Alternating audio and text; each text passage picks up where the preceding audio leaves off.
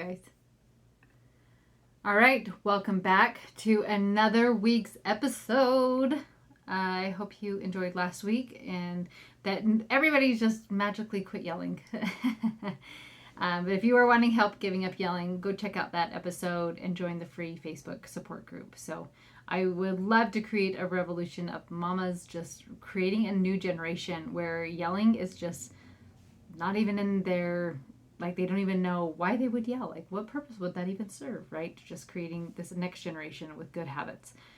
Okay, friends, it has now been 5 weeks since my son left on his mission in Arizona. Well, 3 weeks of MTC and 2 weeks in Arizona. And I am getting really good at riding the wave of emotions as they pop up every now and then of missing him. They pop up in the most random times. I read a book about mothers in my call to, in Mama's Members, and I started crying. I didn't read the whole book. I just read a page about it, and I totally cried. I saw his mug that he loved, Muggy, that he was maybe going to take with him, and he forgot him, and I saw Muggy, and I cried. I saw football players playing, and I remembered that he tried tackle football twice, and I thought, oh, they grew up so fast, and cried. So I am just willing to ride that wave of emotion when it pops up instead of fighting it or thinking that it's a problem, and just allowing it to be that experience and just like, okay, I miss my son. There's nothing more to it, and there's no problem with crying, and there's no problem with moms who don't cry. I did not think I'd be a crier, but apparently I am. So anyway, just getting really good at that emotion popping up. But today I want to talk to you a little bit more about my son, Elder Thomas. I have 2 Elder Thomases, so Elder Porter Thomas, about his experience with the MTC. And for those of you who are not familiar with my faith, the MTC stands for Missionary Training Center. And I will just refer to it as MTC. But that's what it stands for. And before COVID, all missionaries went to an MTC to get trained on how to be a better missionary and how to be a missionary. And if you were learning a foreign language, you would stay longer and learn another language. So it is a really, really neat program. Well, when COVID hit, they closed all the MTCs down in the world and started having missionaries train online and learn on Zoom. So when this all happened last year with COVID and whatnot, my son would have still been 17. And he's like, okay, next year the MTC will be open. He put in his papers, got his call, and the MTC is starting to open and people are starting to go to it. And he's like, I do not want to do home MTC. I want to go to the MTC and I want to train there. And when he got his call, it actually said he would go to the MTC. So he was really excited. But then a few days later, he got an email and said, oh no, you'll be at home. And so he was bummed again. And then later he got an email and said, well, if you'll get the vaccine, you'll just do 1 week at home and then 2 weeks at the MTC. And this was a really tough decision for him. I am not going to be pro or against vaccine, and your choice. I feel like whatever is best for your family. I am the hippie mama. I am very allergic to medicine. And so it is not safe for me to take it. But because of that, I am also very concerned with my children with taking things, but he is also an adult. So I let him make the choice about the vaccine, whether or not he wanted it. And he has been raised by a hippie and he has his own concerns with it. And so he did not want it, but he really didn't want to do home MTC. So he was very prayerful and eventually decided to not get it. So that meant that he had to be home doing MTC for 3 full weeks. Some of his worries were that our family is just so darn loud. That is actually, my husband loves to work from home. He has like a love-hate relationship with it, I guess. He loves it because he likes to be by everybody, but then we are so loud and somebody's playing music and somebody's on the piano and somebody's singing and somebody's wrestling or whatnot. And so my son has seen that. He's lived here for a long time and he thought, I do not want to, there's no way I can do this. You guys are all so loud. How in the world am I going to do MTC? Another worry was that he didn't want to be on his computer all day. He said, that sounds horrible to be stuck sitting on my bum on a computer all day long. Another worry was that even though he's kind of a homebody, I guess like he's hit and miss, because he loved going with my husband to his office and they worked together. So I guess he likes to be with family, but like he likes it to be a little bit quieter.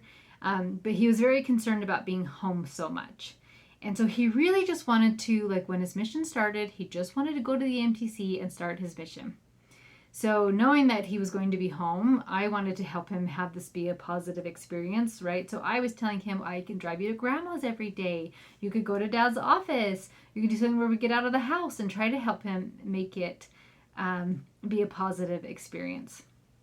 So to his surprise, he absolutely loved home MTC. He ended up loving that he could still go to CrossFit every morning. He and I worked out together, and he got his CrossFit certification. I think it's a coach. I don't know. He always says he always corrects me. His L1 certification or something like that. And so I actually loved working out with him too, because he really pushed me and helped me to get better. So we went really early every morning to CrossFit. As he was doing home MTC, he remembered that he tried a charter school one year for high school, where he went twice a week and sat in a hard chair and did school. And he remembered, I hated that. He said, I did not like being out of school. I didn't like being stuck in a classroom. And so all of a sudden he realized how much he loved being at home, that he was grateful that he was in a very comfortable chair in a comfortable home doing MTC. He loved that he got a big break for lunch every day, and he took a nap every single day of his MTC life. He is a big napper. He loved the teachers that they had online, and he thought they were so fun. He also had a district of other missionaries, and they played games and did activities together online and had a ton of fun. On his P day, or his preparation day, we would go do things as a family. We would go to the zoo, we went shopping, did things like that. We would go and be together, and it was a ton of fun. He only had to ask his siblings to be quiet a few times, but for the most part, they were actually really respectful.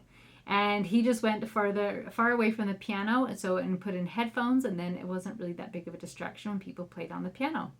He realized that for him, this was a really nice gradual way for him to ease into mission life, instead of ripping off the Band-Aid and just moving out of your house and diving into mission life. And he realized for him that this was a very nice gradual way to ease into mission life, where he wasn't hanging out with all his buddies or his lady friend. He wasn't working, doing all those things, but he was living the missionary life, where he got up at a certain time and was in bed by a certain time.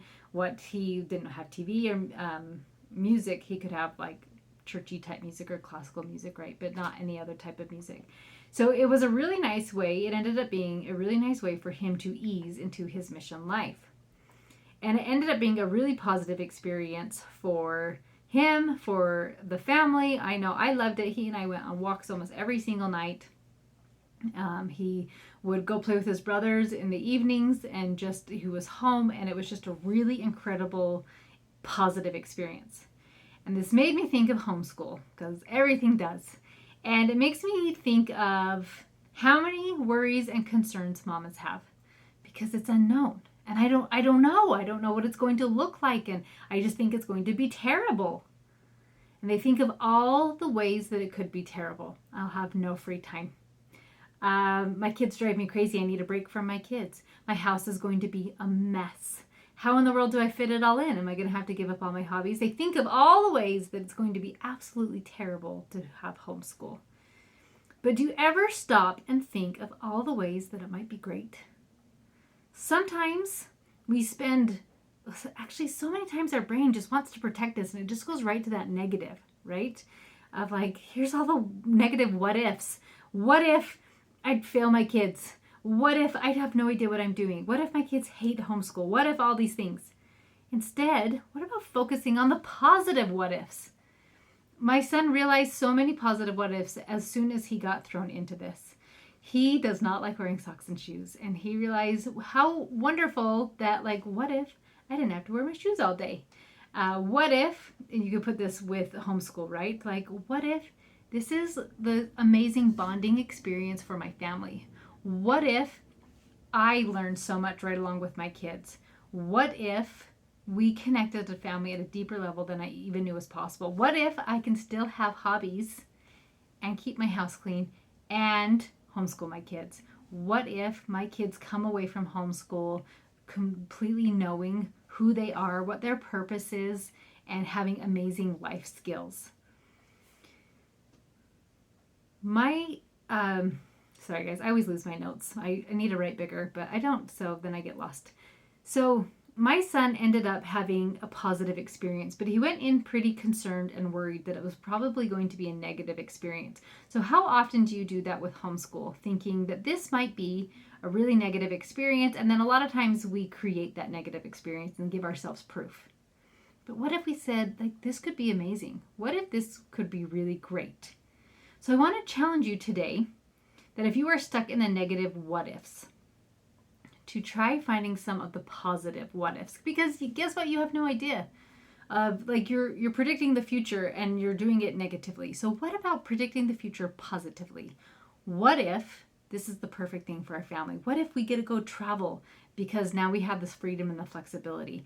What if my kid finds their passion and the things that they really love and they have the time for it, right?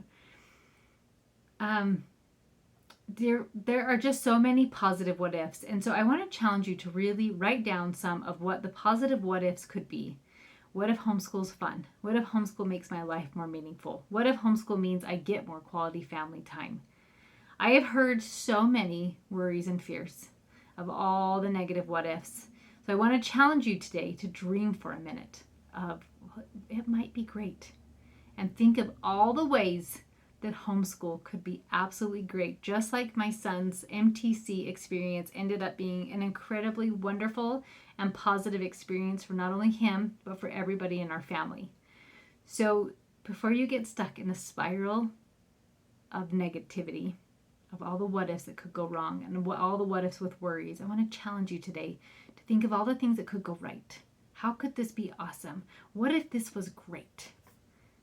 Because it just might be.